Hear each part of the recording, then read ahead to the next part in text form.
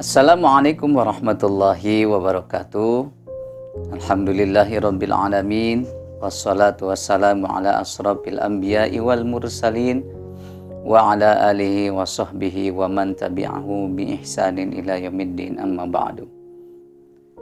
Puji serta syukur kita panjatkan kehadirat Allah Subhanahu wa taala atas limpahan rahmat, hidayah serta taufiknya. Kita alhamdulillah bisa melaksanakan amalan-amalan khusus tentunya di bulan suci Ramadan. Semoga amal ibadah kita, baca Quran kita, sholat tahajud kita, amal kebaikan kita senantiasa dijadikan nilai ibadah dan diterima oleh Allah Subhanahu wa taala. Amin ya Allah ya rabbal alamin. Salawat serta salam Allah semoga tetap tercurah limpahkan kepada baginda Rasulullah Muhammad sallallahu alaihi wasallam, pada keluarga, sahabat, tabi'in, serta sampailah kepada kita selaku umat akhir zaman.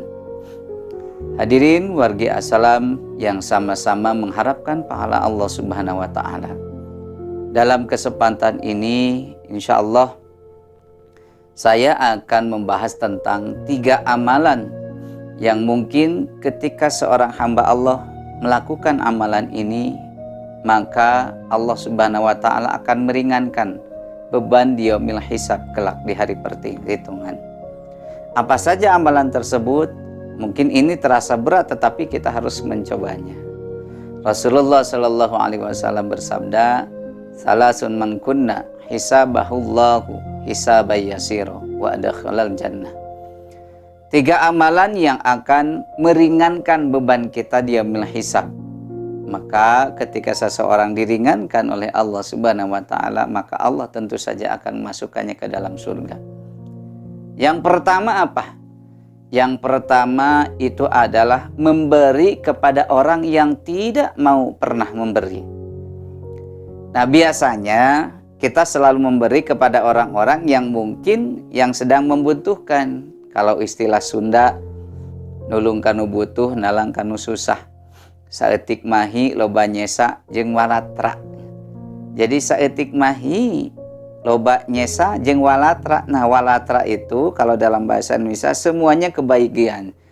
Jadi harta kita itu bukan milik kita atau 100% milik kita seluruhnya, tetapi ada bagian-bagian yang harus kita sedekahkan, yang kita zakatkan. Nah, ini tantangan yang pertama.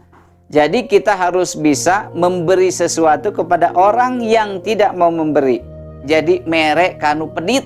Coba bayangkannya sama kita.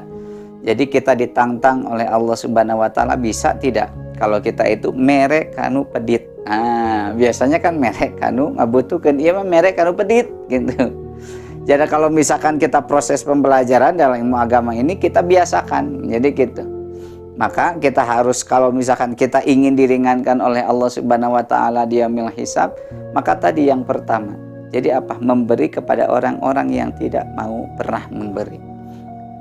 Salah satunya orang yang pelit, ya, merege hese, kenket cap jahe, itu salah satunya berarti beliau-beliau ini adalah orang-orang yang tidak mau pernah belajar tentang Al-Qur'an. Karena Al-Qur'an di sana hudalinnas, petunjuk semuanya ada. Terutama tadi perintah kita untuk memberi kepada orang-orang yang membutuhkan, terutama tadi intinya memberi kepada orang-orang yang tidak pernah mau memberi. Itu yang pertama. Amalan yang kedua yang harus kita lakukan jika kita ingin diringankan oleh Allah Subhanahu wa taala di yaumil hisab itu adalah kita harus memaafkan kepada orang-orang yang pernah menzalimi kita, yang pernah menyakiti kita. Nah, ini adalah perintah Allah, wal afina 'anin nas, memaafkan kesalahan orang lain atau memaafkan manusia yang pernah berbuat salah kepada kita. Kalau dalam lagu Inggris gitu ya, lebih baik sakit gigi daripada sakit hati ini. Tapi menurut saya jangan sakit dua-duanya, nyeri katanya begitu. Jadi yang kedua ditantang oleh Allah Subhanahu wa taala supaya apa? Kita harus memaafkan kepada orang-orang yang menzalimi kita. Nah, 1 tahun, 2 tahun, 3 tahun sudah selesai masalah, tetapi kita sudah melupakannya, kita sudah memaafkannya, tiba-tiba Allah Subhanahu wa Ta'ala memunculkan kembali orang-orang yang pernah menzalimi kita, memunculkan kembali orang-orang yang pernah menyakiti kita, sehingga kita teringat kembali, ya, teringat kembali masalah-masalah yang dia pernah lakukan kepada kita, sehingga apa? Timbul lagi, Allah, kenapa orang tersebut, saya sudah lupakan dosa-dosa dia, tetapi kenapa engkau munculkan kembali? Nah itu karena apa? Ujian dari Allah. Jika seseorang ingin belajar memaafkan, maka Allah akan uji maafkan tersebut. Itu yang kedua. Yang ketiga, tantangan kita dalam hadis ini adalah supaya kita menyambungkan silaturahmi kepada orang-orang yang apa? Yang memutuskan silaturahmi dengan kita. Mungkin adik kakak pernah memutuskan ya hubungan silaturahmi karena gara-gara warisannya, tepira warisan teh 1 mak atau misalkan setengah tumak, apalagi kalau besar pada mau. Ini jauh-jauh langsung gitu, udah mulai detik sekarang, mulai hari ini jam ini kita bukan saudara lagi. Nah, tantangan kita yang mungkin kalau kita sudah tahu ilmunya, kalau misalkan kita mendapatkan maizul hasanah, makanya watasilu gitu, harus menyambungkan lagi gitu. Mengkoto aka yang sudah memutuskan silaturahmi dengan kita. Makanya ketika seseorang mengerjakan 3 amalan ini, insya Allah, nah tadi Allah itu akan meringankan hisab yasiro. Jadi timbangan kita di yaumil hisab. Semoga apa yang saya sampaikan bermanfaat bagi kita semuanya ya. Kita proses belajar insya Allah. Udah linas tadi aja Al-Quran sebagai petunjuk manusia, maka kita harus dekat dengannya. Wassalamualaikum warahmatullahi wabarakatuh.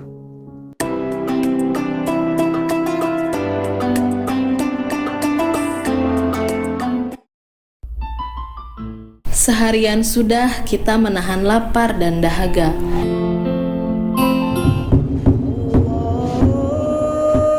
Kini azan maghrib sudah berkumandang.